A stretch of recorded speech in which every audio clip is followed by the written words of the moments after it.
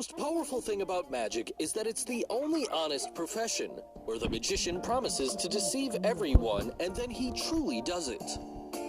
But a free mind always fights to look beyond that sense of wonder.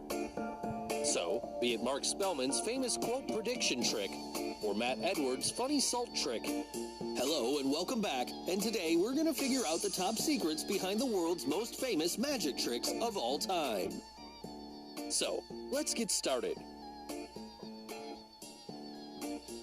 At number 5, the incredible quote prediction trick. Mark Spellman, the magician most famous for his amazing persona named Mr. X, made it all the way to the finals of Britain's Got Talent 2018 by performing this prediction act. Here's what he did. Mark first gives Simon a gift and a deck of cards consisting of quotes from inspirational people and asks him to pick one at random and to remember what it said. Thereafter, he gives both Amanda and Alicia a book each of inspirational quotes, and later gives David a copy of his own book named Mr. Stink.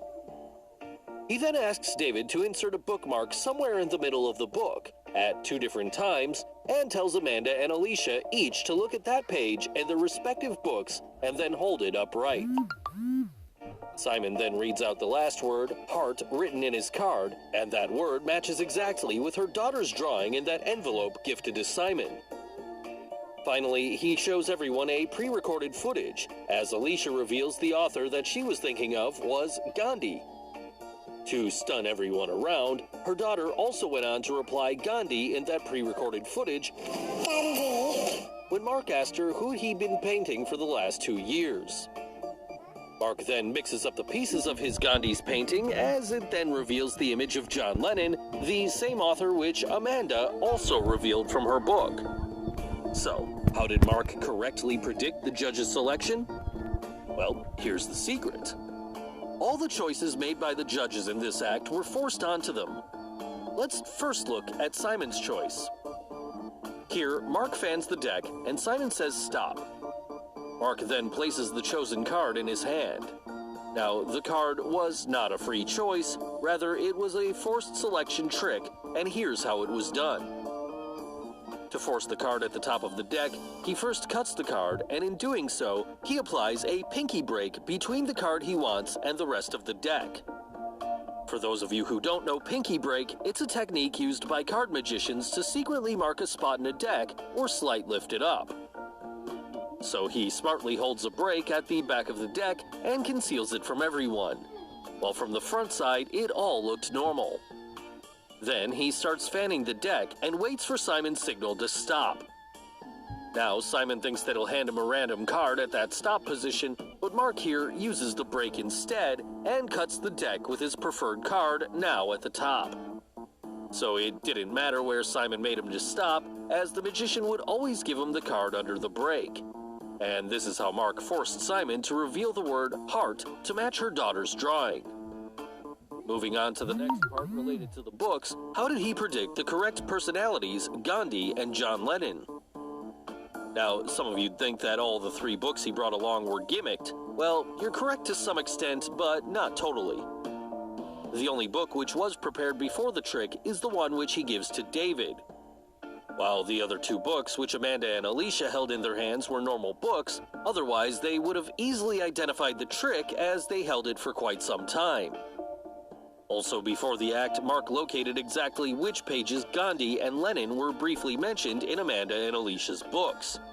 So he knew it was page number 106 for John Lennon in Amanda's book, and page number 155 for Gandhi in Alicia's book. But how did he force the judges to only pick those 2 pages? Well, the trick here lies in this Mr. Stink book which he gave to David.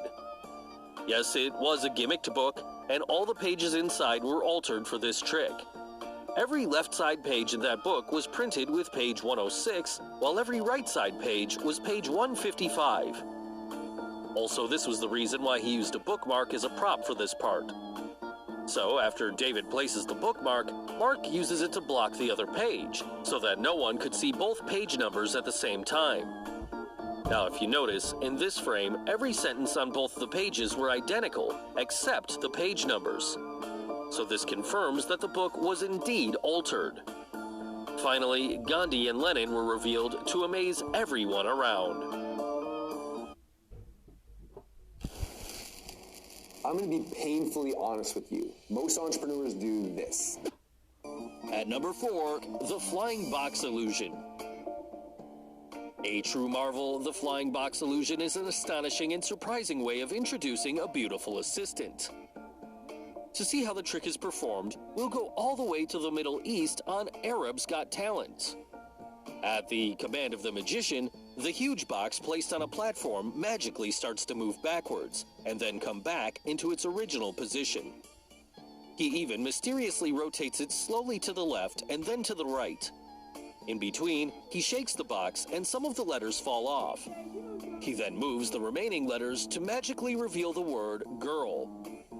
Finally, the box levitates into the air and what do we see? A girl is lifted out of the box, thus impressing everyone around. So, how did he do it? Well, at first sight, you can see underneath and around the box, and there's simply nothing to see. So how did the box float without the magician not laying his fingers on the box or anywhere else? The trick here lies in a mechanism placed inside the box. Yes, the box was supported by a steel structure behind it. That support structure was placed between the magician and the box. From the front side, everything looked magical as we couldn't see the support structure. Also, the vertical rod was disguised as the magician's leg, and here, when the box floats in the air, this is actually a fake leg covering the support rod. So, this is how the whole setup looks like. The magician has hidden his right leg behind the vertical support, and the support rod is covered using a black cloth, and a shoe is placed in front so that it looks like the magician's leg. Now, the assistant rested herself onto that support platform built inside the box, and that box was free to rotate. This allowed the magician to rotate the box on either side or lift it up in the air using his hands or his hidden leg. And this is how he makes the girl to magically float inside the box. Coming to the part where he magically moves the letters on that box to form the word girl. How did he do that? Now, the first time around when he shakes the box, only 4 letters remain. Yes, those 4 letters, which can form the word girl, were held tightly onto that box using a magnet. So now you must have got it. The magnet was responsible for the movement of those 4 letters on that box to finally arrange and reveal the text girl. At number 3, the amazing salt trick. Matt Edwards performed an amazing act combining both humor and magic, which ultimately got him the golden buzzer. Here's what he did. Matt begins his act by performing on a fabulous tequila soundtrack where he plays it all through his magical act. He first pours a glass of tequila and then picks up a can of salt and pours some amount of salt in his fist, which then disappears from his hand. He then makes the salt reappear back again in his other hand. However, the salt did not stop falling from his hand. He then finally ends the act by proposing a toast to the judges and drank the shot of salted tequila. So, how did he do it? Well, before revealing the secret, if you haven't subscribed to our channel yet, make sure to subscribe and hit the bell icon so that you get instant notifications of our new video uploads. Now, let's quickly get to the secret. More than the magic part of the act, the way he presented himself on stage and made everyone laugh really stood out, as he made the most of his 2 minutes. The secret here lies in the thumb cap which Matt wears over his thumb. Yes, to make the salt appear and disappear from his hand, he used a gimmick thumb. Matt starts by moving his thumb onto the palm and then fisting his fingers around it. Then he gently takes out his thumb by leaving the thumb cap in his fist. So during this moment, the salt he pours is collected inside the fake thumb placed in his fist. Now, to make the salt disappear from his left hand, using a quick sleight of hand, he brings that thumb into his right hand and holds it in his palms. The thumb cap is now in his right hand, and the salt is present inside it. For his next move, how did he keep spilling out that much amount of salt from his hand? The salt comes out from the thumb he had concealed in his hand. But still, the amount of salt that he spills was quite a lot.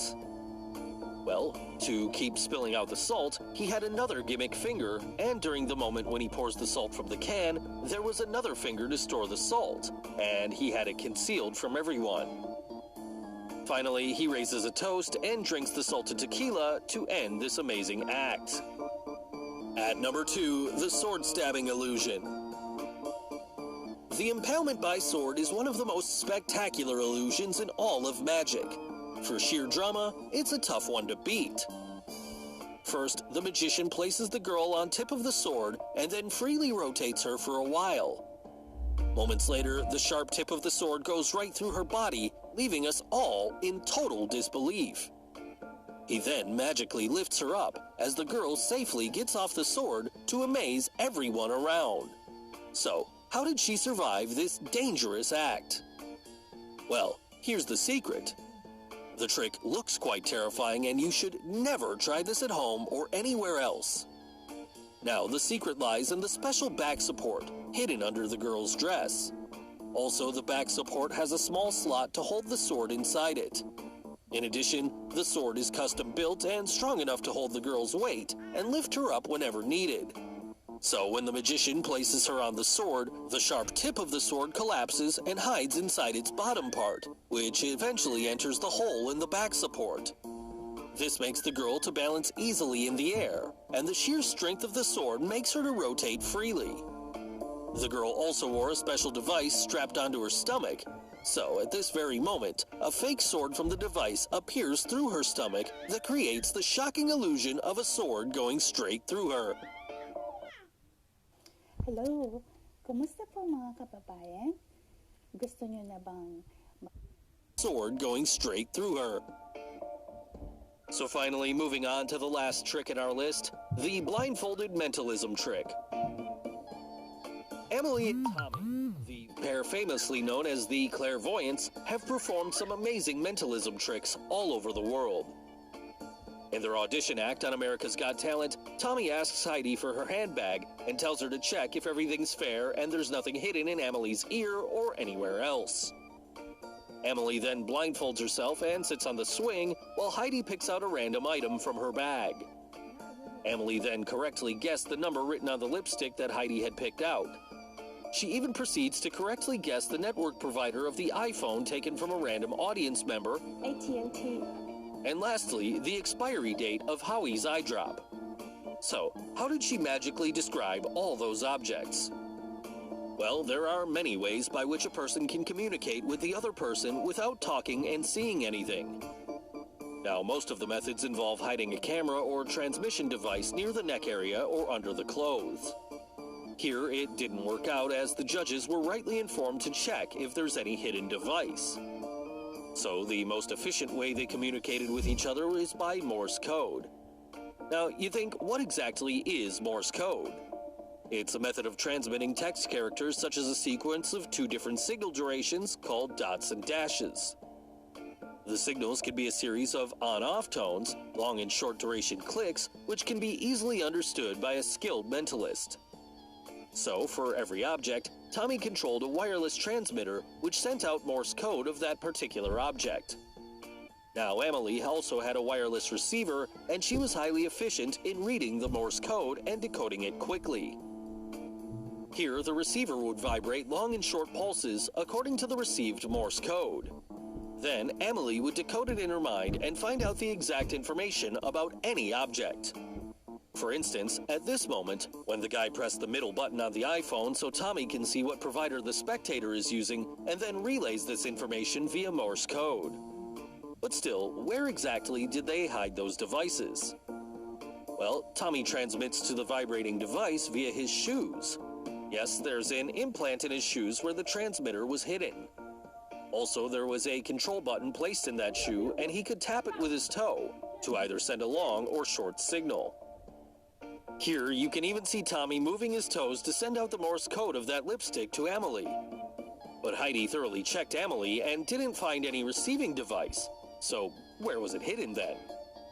For the trick to work, the swing on which Emily sat down played its part. Yes, the receiver was installed in that swing and vibrated the chair for every code sent out, which made this amazing act possible. So guys, hope you got the secrets behind some of the world's most famous magic tricks. Which trick did you like the most?